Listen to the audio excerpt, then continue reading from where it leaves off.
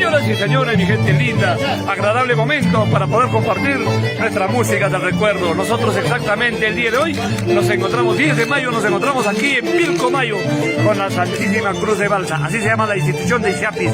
Nuestro amigo Alex Acuña, nuestro amigo Milton Salvatierra, quienes son de repente los protagonistas para celebrar ese contrato y de repente llevar ese mensaje de música de Perú profundo.